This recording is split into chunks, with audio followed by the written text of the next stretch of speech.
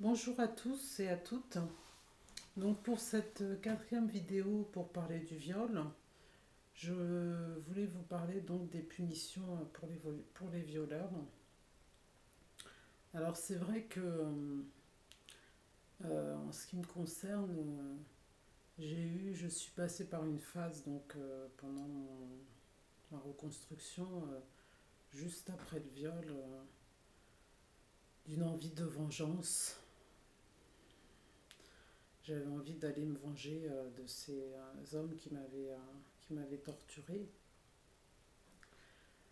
Et je pense que toutes les victimes passent par cette phase de haine. À mon avis, c'est normal de passer par là. Mais après, avec le temps, on se rend compte que rendre la violence par la violence, ça ne sert pas à grand-chose.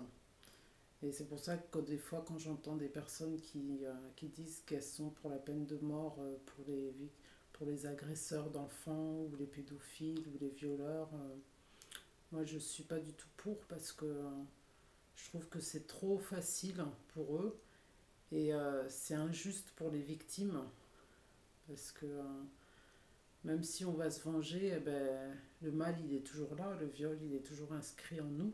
Donc ça ne résout pas vraiment notre mal-être. Je pense pas que ça soit vraiment la solution. Après, donc en ce qui concerne la justice, donc on voit, je parle aujourd'hui aussi avec des victimes de viol qui ne sont pas spécialement satisfaites du jugement qu'elles ont eu. Bon, il y en a qui sont satisfaites, mais la plupart n'en sont pas vraiment satisfaites parce que je pense que la justice n'arrive pas à résoudre aujourd'hui ce problème-là. Euh, Par exemple, en ce qui me concerne, eh ben, les agresseurs avaient continué pendant la période avant le procès. En fait, ils avaient refait un autre viol. Donc, et puis après, je pense qu'ils ont, après le jugement, je pense qu'ils ont, après leur peine encourue, je pense qu'ils ont dû recommencer. Donc, ça n'a pas vraiment résolu ce problème. Pour moi, ce ne sont pas des monstres, ce sont des êtres humains comme moi qui sont malades. Je pense ils sont malades vraiment pour agir ainsi, ou ils ont été mal guidés, mal éduqués. Voilà, donc j'ai pas, j'ai pas le, j'ai pas la solution. L'idéal, ça serait de pouvoir les faire peut-être un jour reconnaître, pour qu'ils puissent reconnaître le crime qu'ils ont commis, pouvoir les faire travailler au sein d'associations de femmes battues ou de femmes violées, pour qu'ils puissent reconnaître, voir les dégâts qu'ils ont faits, parce que c'est vrai que en ce qui me concerne, je pense que les agresseurs, ils ont tellement violé de filles, les agresseurs, que ils n'ont même pas dû se rendre compte. Ils étaient jeunes, hein, ils avaient entre 16 et 20 ans. Donc ils ont pas réalisé en fait qu'ils faisaient du mal, puisque leur conception de la femme était assez limitée. Et je pense que si on les aurait fait travailler au sein d'associations pour les victimes, ils auraient ils auraient vu les dégâts qu'ils ont commis. Ils auraient pu aussi s'excuser, parce que s'il n'y a pas d'excuses, enfin, dans mon cas, s'il y aurait eu des excuses, ça aurait peut-être été plus facile pour me reconstruire, pour m'aider à me reconstruire. Et puis pour les victimes aussi, de voir des hommes qui ont commis ces crimes venir un peu se repentir, on dira, ça peut aussi les aider. Ça peut aussi les aider dans leur reconstruction, de voir que finalement c'est pas des monstres et qu'ils regrettent ce qu'ils ont fait, voilà. Je pense que ça aurait pu être quelque chose de ça peut être quelque chose de bénéfique. Alors, en ce moment, en France, il y a aussi une, un programme qui se met en place qui est en fait déjà connu au Canada et aux États-Unis, hein, qui s'appelle, donc ça vient, c'est la justice qui organise ça, enfin plus précisément des associations d'aide aux victimes. Donc c'est la justice restaurative et ça permet donc aux anciens, soit des détenus, soit des anciens détenus pour viol ou agression sexuelle, de faire des rencontres en fait avec des victimes ou des ex-victimes.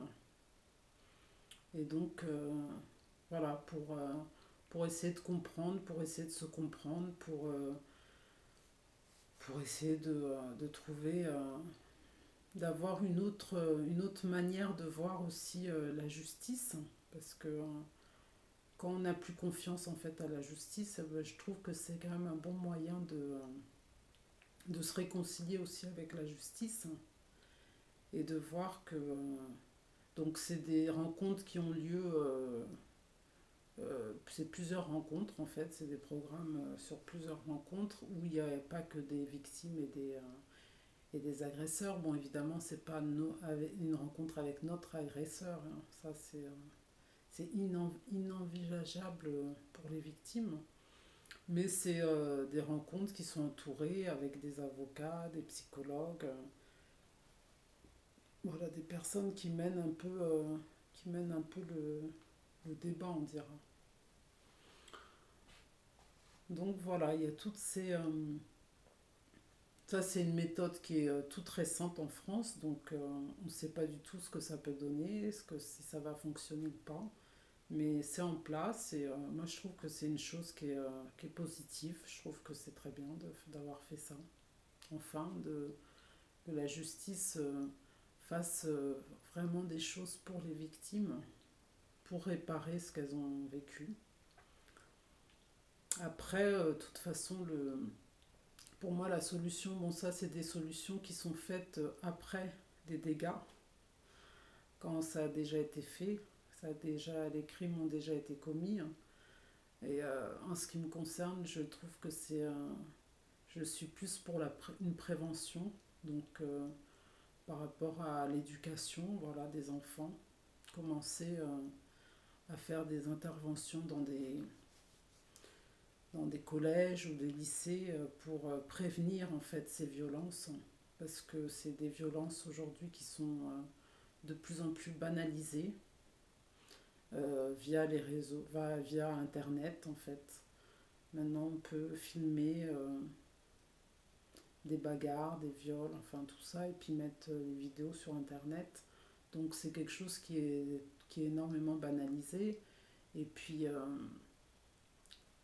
et puis peut-être aussi apprendre tout simplement aussi chaque parent, parce que c'est avant tout, je pense, le rôle des parents, avant l'éducation nationale ou avant d'autres personnes, c'est d'abord aux parents d'apprendre à leurs enfants à se respecter, à respecter leur corps, à ne pas accepter que n'importe qui les touche s'ils n'en ont pas envie, et aussi à respecter le corps des autres, à respecter l'autre personne qui est en face de nous.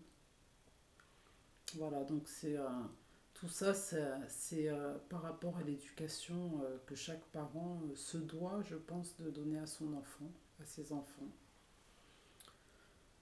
Donc voilà, je pense que ça a évolué hein, en pas mal d'années et c'est assez bien parti. Je serais plutôt positive sur la suite parce que je pense que il y a de plus en plus d'associations qui se créent pour aider les victimes. Il y a de plus en plus de changements de regard aussi par rapport aux violeurs. Ne plus se dire, parce que c'est vrai que je pense que si on reste dans l'idée qu'un violeur est un monstre, on va rester dans ce sentiment de haine et d'envie de violence et de vengeance. Et en fait, appeler la haine par la... répondre à la violence par la violence, ça résout rien en fait. Donc admettre que ces hommes qui violent sont des êtres humains comme nous et qui peuvent aussi être soignés pour, pour empêcher que ça se reproduise.